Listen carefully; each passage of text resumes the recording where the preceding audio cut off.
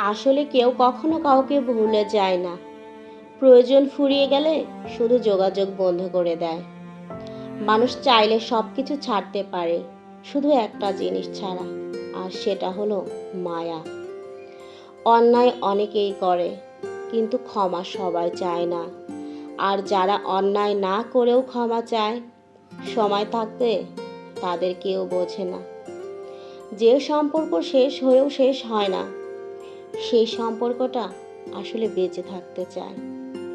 জীবনের লড়াইয়ে কেউ বা জিতে, কেউ বা হারে, তবুও থেমে থাকতে নেই। জীবন মানেই এগিয়ে যাওয়া।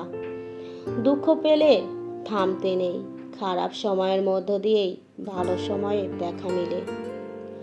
কিছু লোক আছে যারা বিপদে পড়লে উঠতে বসতে আমাকে ডাকতে থাকে।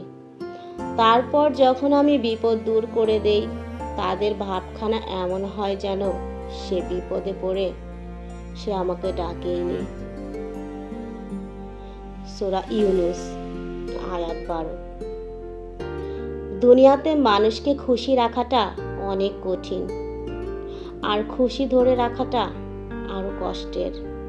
তাই পৃথিবীতে এই বৃথা চেষ্টা না করে বরং নিজেকে খুশি আর ভালো রাখার চেষ্টা করুন।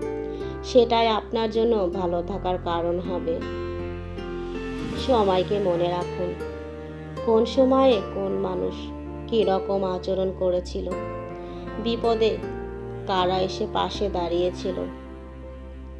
মেয়ে মানুষের জীবন লটারির মতো। ভালো জীবনসঙ্গী পেলে তো সারা জীবন ভালো, আর জীবনসঙ্গী খারাপ হলে গোটা জীবন কষ্ট নিয়ে বাঁচতে হয়। আমি নিজেকে সে জায়গা থেকে বাঁচিয়ে এনেছি যেখানে মানুষ ফ্যানের সাথে ঝুলে পড়ে।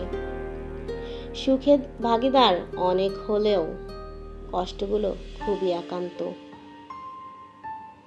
যে কোনো পরিস্থিতিতে নিজেকে সান্ত্বনা দিতে পারাটা মহান রবের নিকট থেকে প্রাপ্ত অঢেল নিয়ামত ছাড়া আর কিছুই না।